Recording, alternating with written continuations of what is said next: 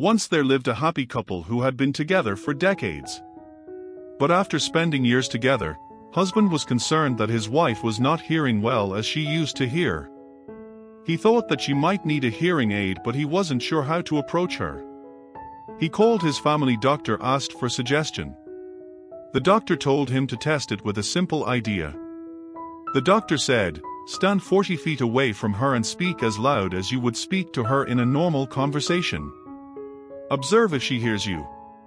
If not, reduce the distance into 30 feet, then 20 feet, and so until you get a response. The distance will help us to estimate her requirements for the hearing aid." Next day, the husband saw his wife cooking dinner in the kitchen. So he took the opportunity to check the doctor's idea. He got 40 feet away from his wife and asked, "Dear, what is there for dinner?" He waited for response but did not get any. He moved a bit closer and asked, "Dear, what is there for dinner?" He still did not get any response from his wife. He then stood 20 feet away from his wife and asked the same question, hoping he would get a response this time. But the wife did not respond. He then stood just 10 feet away from his wife and asked, "Dear, what is there for dinner?" He did not get any response. By now the husband was very concerned and felt pity about how bad is his wife's hearing. Then he walked right behind her and says, "Honey, what is there for dinner?" The wife shouted, "John, this is the 5th time I'm saying, chicken." Moral: most often, the problem may not be with others but could be very much within us. Once a young man wanted to learn about the secret of happiness from the wisest man on the earth. The lad wandered through the desert, mountains, and plains to find the wisest man in the land. He finally reached a beautiful castle on the high top of a mountain where a very wise man was said to reside. The young man had imagined the wise man to live like a sage with a modest and quiet lifestyle. But to his surprise, he was not at all like a sage. He saw lots of activities happening in the castle. Tradesmen came and went, people were conversing in the corners, a small orchestra was playing soft music, and finally he saw a table covered with platters of the most delicious food in the part of the world. The wise man conversed with everyone, and the young man had to wait for several hours to meet the wise man. The wise man listened attentively to the young man's curiosity to know about the secret of happiness. The wise man replied that he didn't have time to explain the secret of happiness at that moment. But he suggested the young man have a look around his castle and its beauty and uniqueness and return in 2 hours. He also assigned a task to the man. He handed over a teaspoon to the man which had 2 drops of oil. The wise man said to the young lad, "As you wander around, carry this spoon with you without allowing the oil to spill." The young man began climbing and ascending the many stairways of the palace, keeping his eyes fixed on the spoon. After 2 hours, he returned to the room where the wise man was. "Well," asked the wise man, "did you see the Persian embroideries that are hanging in my dining hall? Did you see the garden that it took the master gardener 10 years to create? Did you notice the beautiful parchments in the library?" The boy was embarrassed and confessed that he had observed nothing. His only concern had been not to spill the oil that the wise man entrusted to him. "Then go back and observe the marvels of my world," said the wise man. "You cannot trust a man if you know nothing about that man and his surroundings."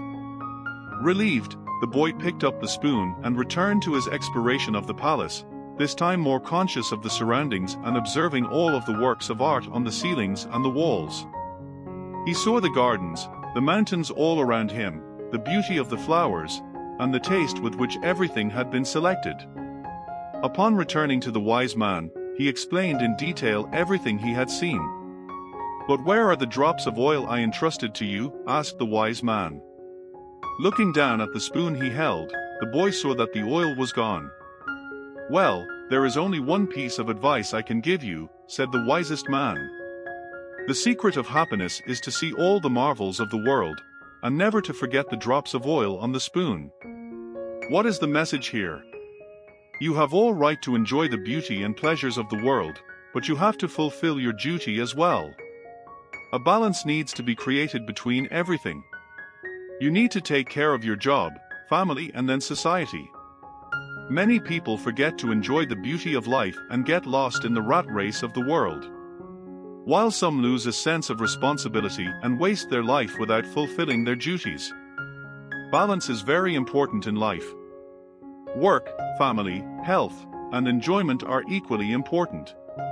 Whatever you are doing, creating balance in life is very important. As she stood in front of her 5th grade class on the very first day of school, she told the children an untruth. Like most teachers, she looked at her students and said that she loved them all the same. However, that was impossible because there in the front row, slumped in his seat, was a little boy named Teddy Stoddard. Mrs. Thompson had watched Teddy the year before and noticed that he did not play well with the other children, that his clothes were messy and that he constantly needed a bath.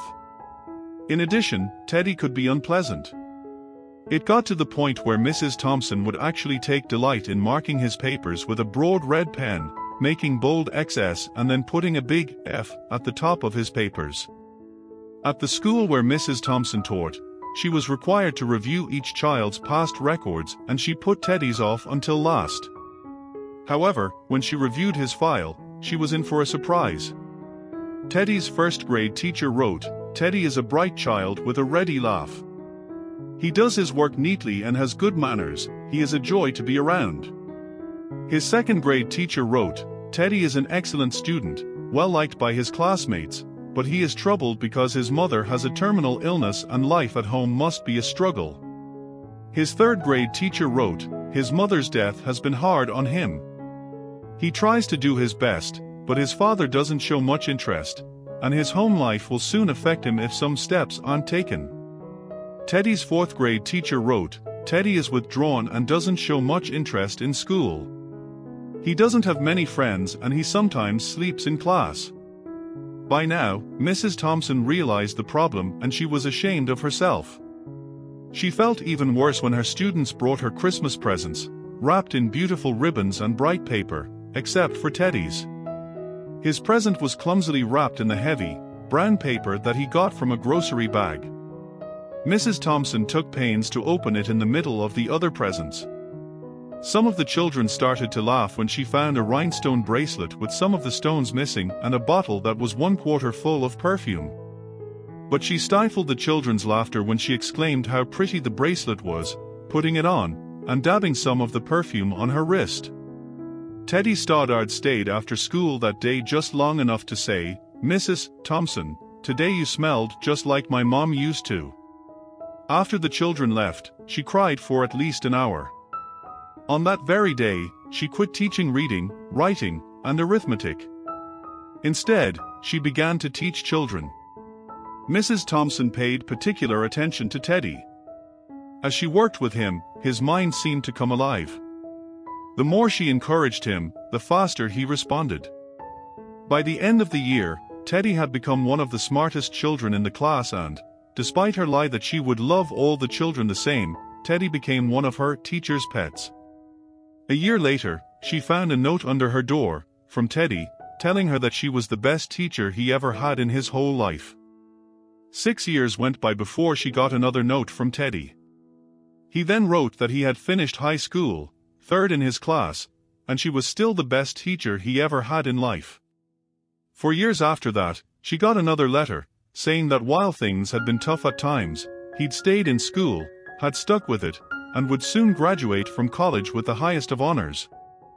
He assured Mrs. Thompson that she was still the best and favorite teacher he had ever had in his whole life. Then 4 more years passed, and yet another letter came. This time he explained that after he got his bachelor's degree, he decided to go a little further. The letter explained that she was still the best and favorite teacher he ever had. But now, his name was a little longer. The letter was signed by Theodore F. Stoddard, M.D. The story does not end there. You see, there was yet another letter that spring. Teddy said he had met this girl and was going to be married. He explained that his father had died a couple of years ago and he was wondering if Mrs. Thompson might agree to sit at the wedding in the place that was usually reserved for the mother of the groom. Of course, Mrs. Thompson did. And guess what? She wore that bracelet, the one with several rhinestones missing. Moreover, she made sure she was wearing the perfume that Teddy remembered his mother wearing on their last Christmas together. They hugged each other, and Dr. Stoddard whispered in Mrs. Thompson's ear, "Thank you, Mrs. Thompson, for believing in me. Thank you so much for making me feel important and showing me that I could make a difference." Mrs. Thompson, with tears in her eyes, whispered back. She said, "Teddy, you have it all wrong. You were the one who taught me that I could make a difference. I didn't know how to teach until I met you." Thanks for watching this video.